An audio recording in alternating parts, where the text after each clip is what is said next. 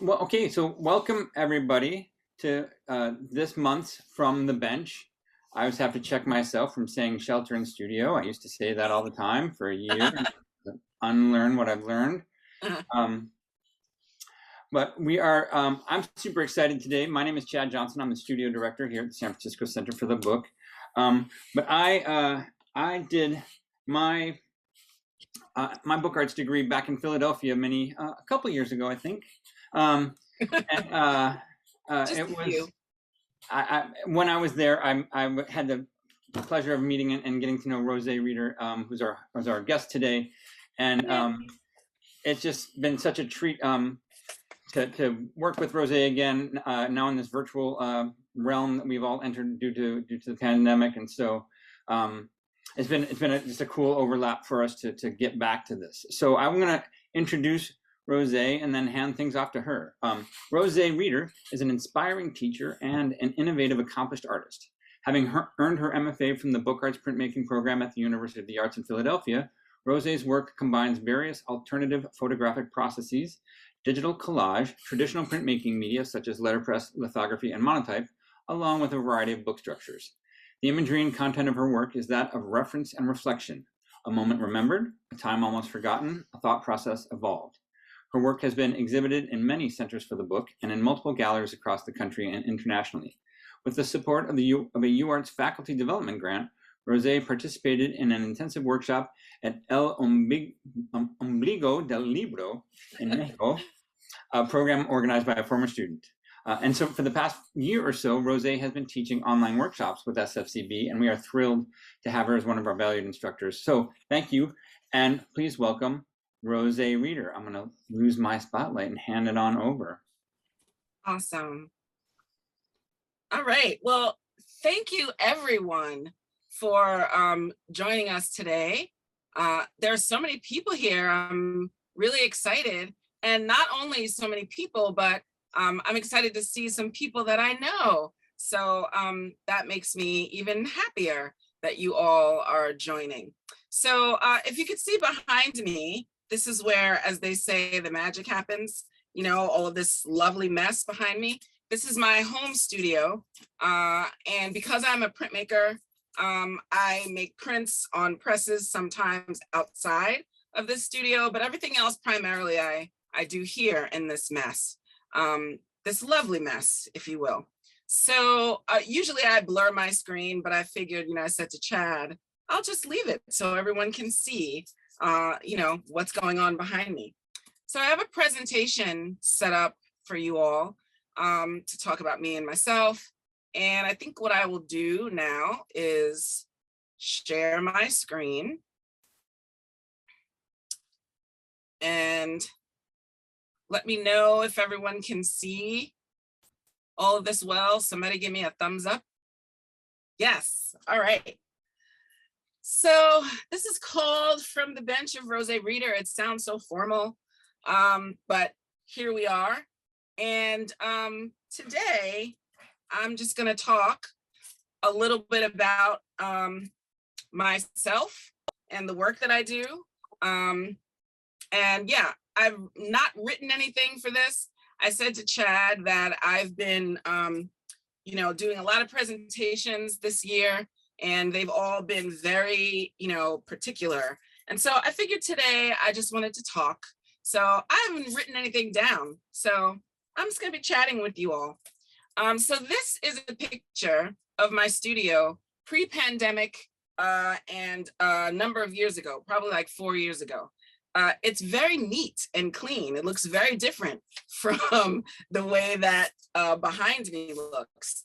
And again, that's because I've been teaching a lot from this studio. I've been doing everything from home.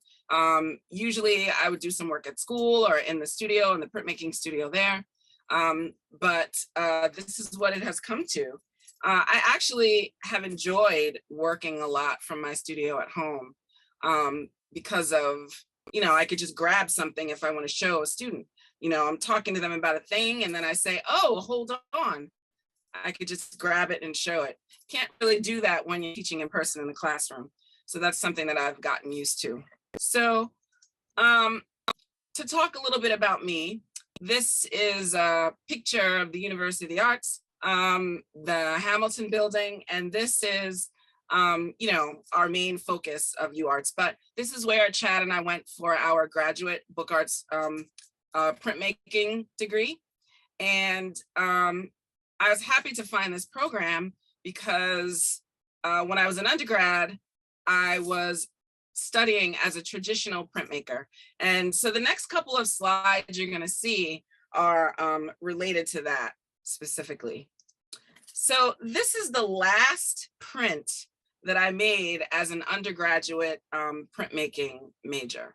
And this was a really pinnacle print for me because I felt like I was really prolific in undergrad. I was constantly in the studio. I was constantly making prints.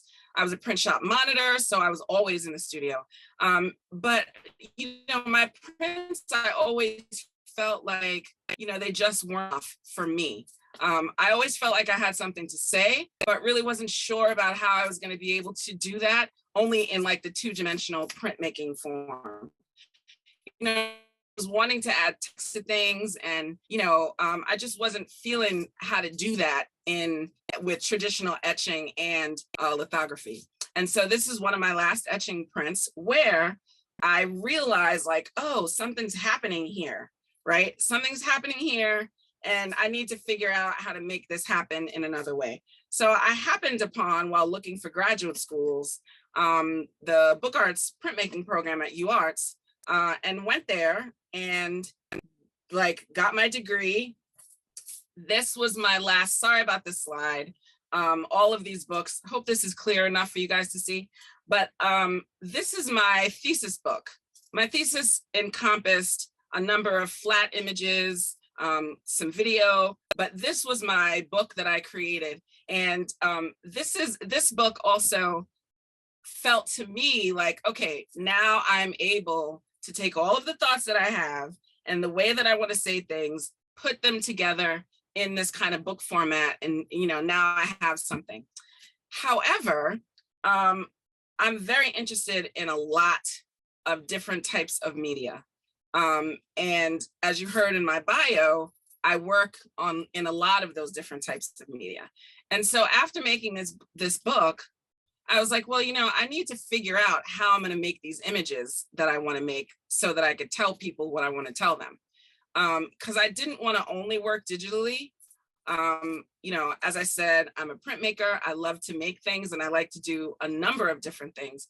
So I started to experiment and work in a couple of different medias. And the next couple of slides, I'll be talking about those different types of media are. This is a paper lithograph. Lithography, when I was an undergrad, was like the bane of my existence.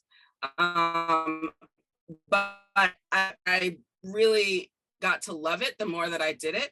But when I discovered paper lithography, I felt like a whole new world opened up for me. I didn't have to grain stones anymore. I didn't have to like use a stone lifter. You know, I didn't only have to work on images that were drawn. So I could take photographs and use my photographs to make these images. And this actually, Chad, you'll get a kick out of this. This is what is now the Kappa building, which is the High School for Performing Arts on Broad Street. This is what that building looked like in 1995 before they turned it into the high school. It looked, you know, kind of scary and ominous. And I think I kind of captured that in this picture. So this is, again, probably like a triple drop, which means like 3 plates printed on one single piece of paper on Japanese paper, paper lithograph, using a photograph that I took. Here's another one that's just of the gates on the side of the building. And if you could see, there's a line that's running through this print. That was a happy accident. My plate tore. And my plate tore because in paper lithograph, you use a piece of paper as the plate. And so as I was rolling it up, half of the plate kind of rolled into the roller. And I was like, well, I'm just going to go with it. And I think it works here. So this is also on Japanese paper, and this is about 2 or 3 colors. So while experimenting with paper lithography and working with that, I also got really into gum bichromate. In grad school, I took a course with a man named Don Camp. I don't know if you all know his work, but he taught me how to do casein prints.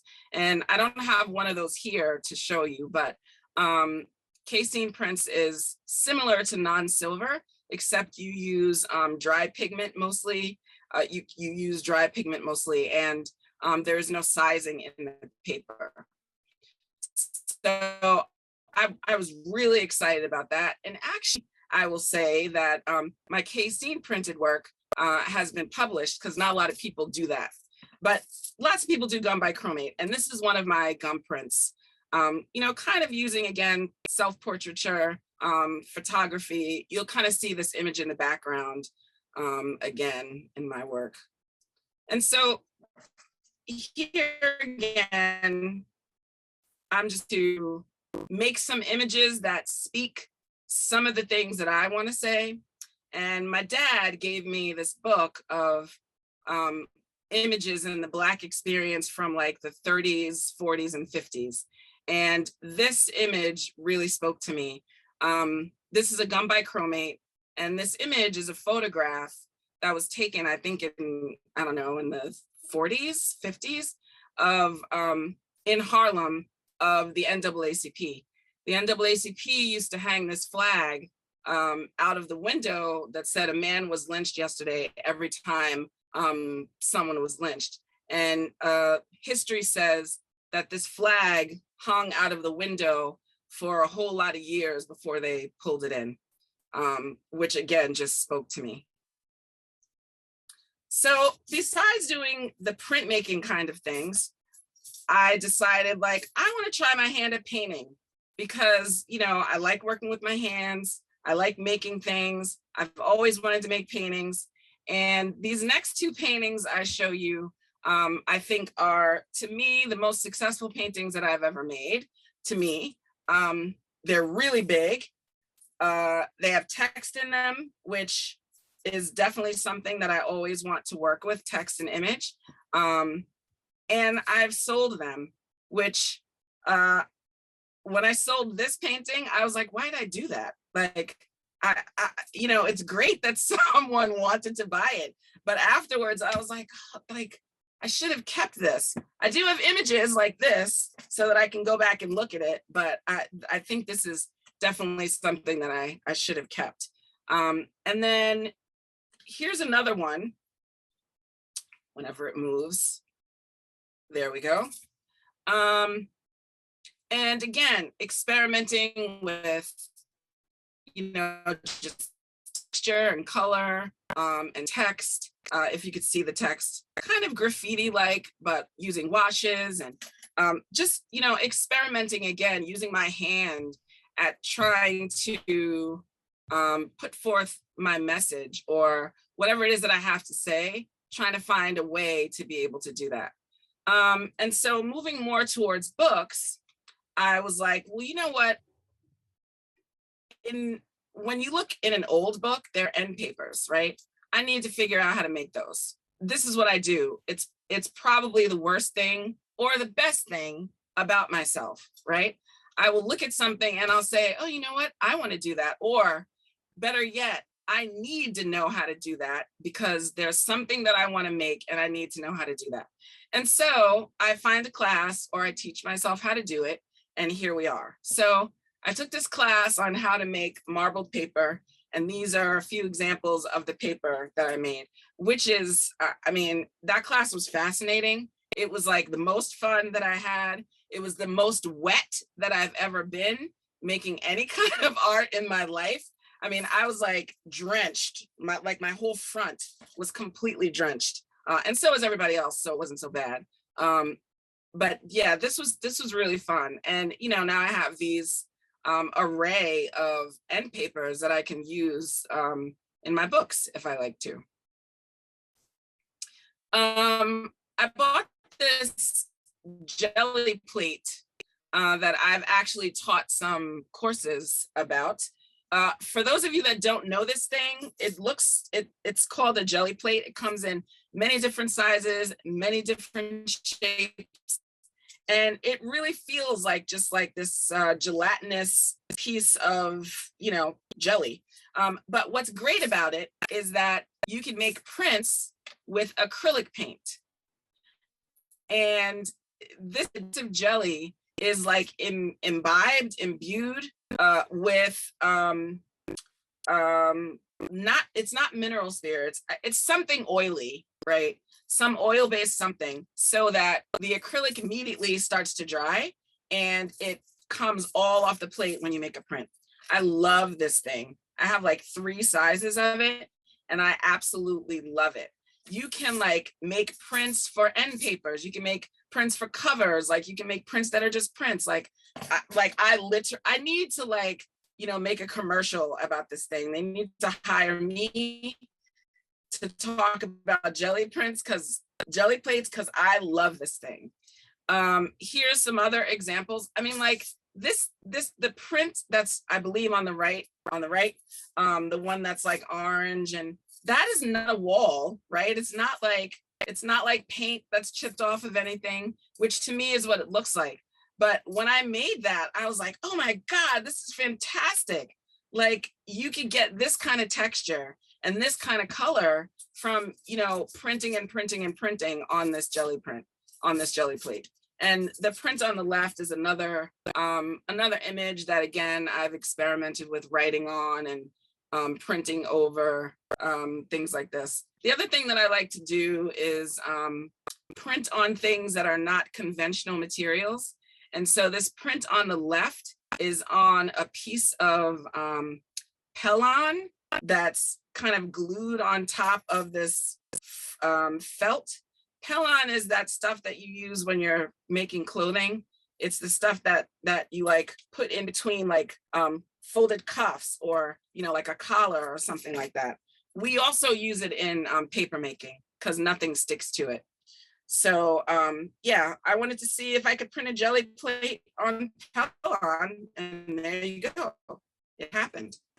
So, moving on to my book work, in some of these examples, I think that you could see that, there's some of these media that I've used in my book work. Some, not all. I couldn't include everything. So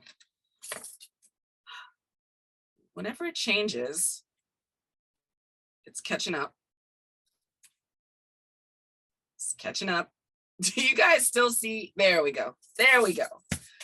All right. So this is a book that I made. It's called Do You Remember? I'm very fascinated by the look of the schematics of slave ships, because they look to me like otherworldly, right? Like, someone looked at this book and like, they didn't get it immediately, and they were like, what is that at the bottom? Like, is it corn? Or like, what could that be?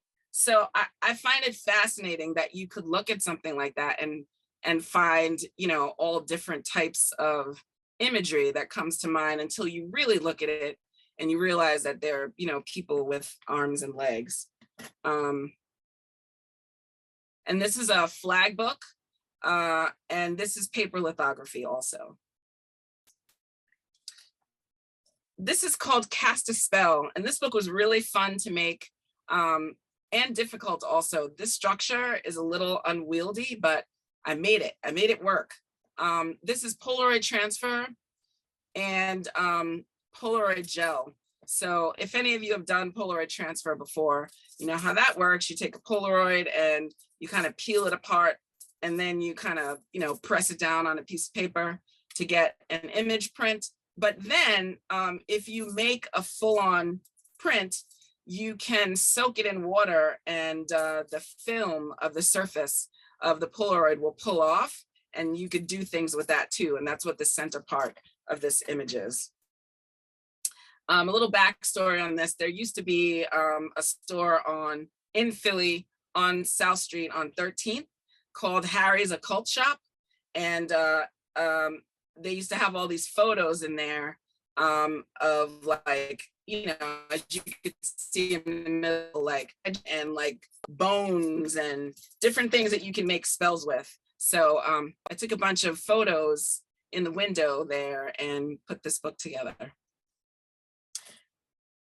This is a book, sometimes like, you know, I find things and I'm inspired by making books or making anything with. So this is a book that I made from a Scientific American bound journal, and it's called Vita et Mors. And it's a do-si-do accordion fold book that kind of sits in the page. You could see on the right side that that hole is where the book sits.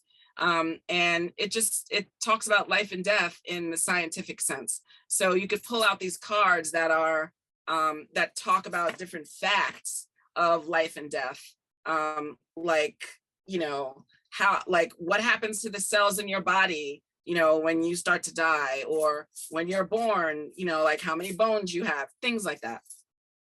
I just thought it was fun and befitting since, you know, it was Scientific America.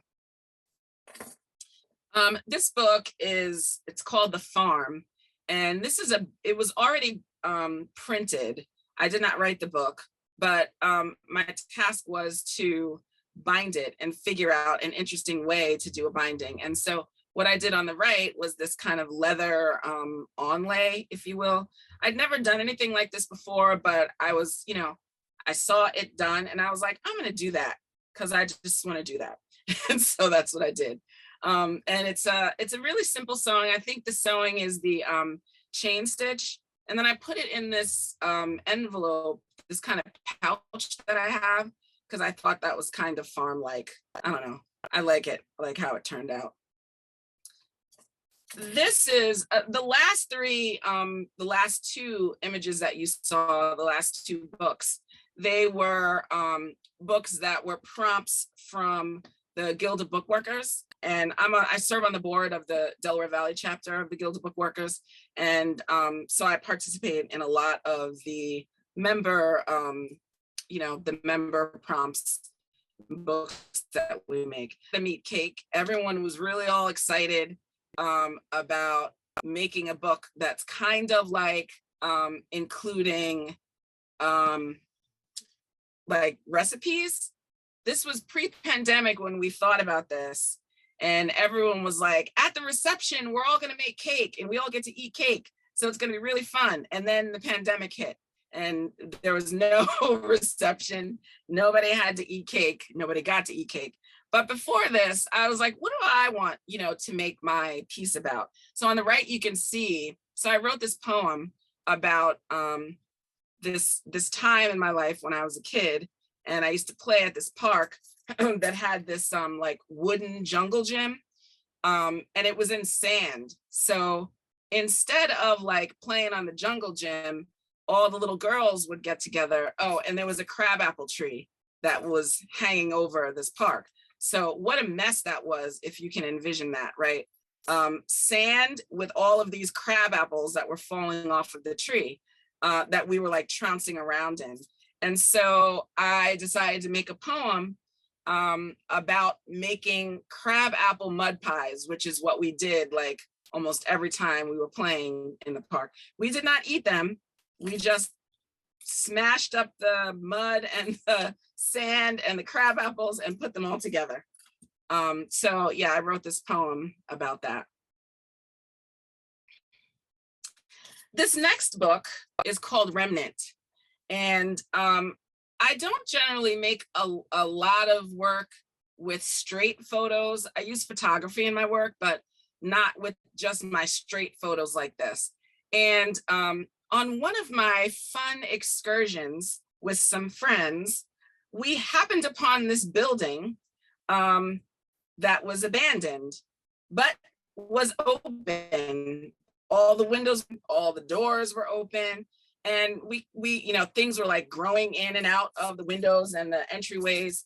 And we went inside and we found this, like this. And so books all over the place, like burned and not burned and stacked and like, I mean, all over the place. And there was this chair, but it was like 2 stories high. We probably should not have been going up any of the stairs that were in this building, but of course we did. And I took tons of photographs. And I've since made prints from this photo shoot as well. But this inspired me to make this book called Remnant. And what it's about is really how you leave things behind and how that affects you. And the cover, the image on the left was from another chair, was from the, I don't know, like the seating, the innards of the seating of another chair.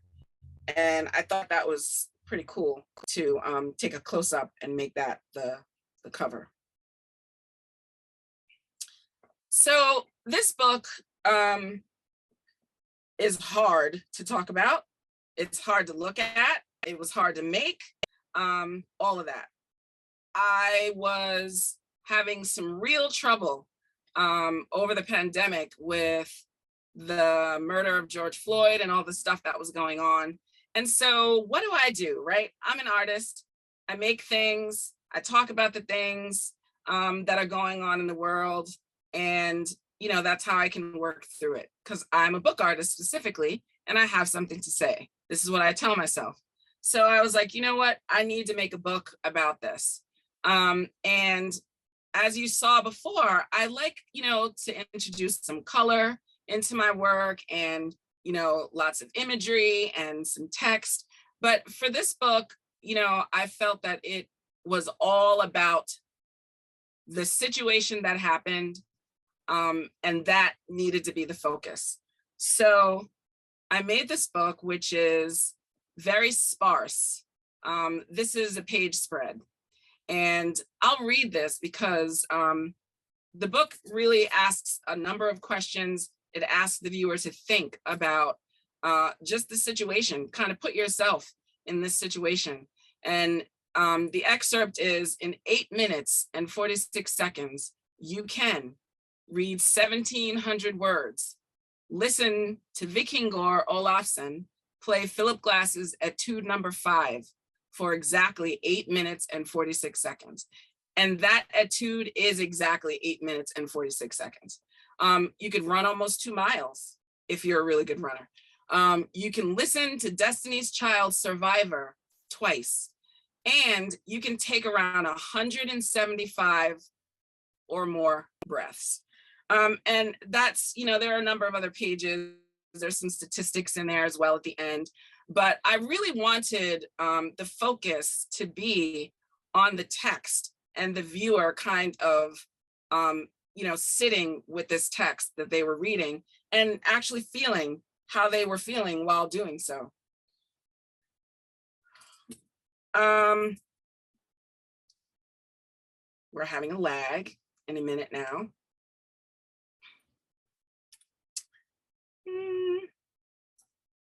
There we go. So this next book is called Like the Sea. And this was inspired by this structure. I teach the accordion fold structure all of the time, but this is a different kind of accordion. As you can see, the hard peaks at the top, that's where the page spreads are kind of attached to one another. And when I made this structure, I was like, this is the dumbest structure ever. Like, who's ever gonna use this for anything? Like it really doesn't make any sense. So I made one, I opened it up, put it on a table, and I was like, oh my God, it looks like waves. Here we go, right? This is what happens. So this book is, it speaks about the difficult times that we have, but if you can swim, you can get through. This is my most recent book, actually. It's called Dreaming of Venice.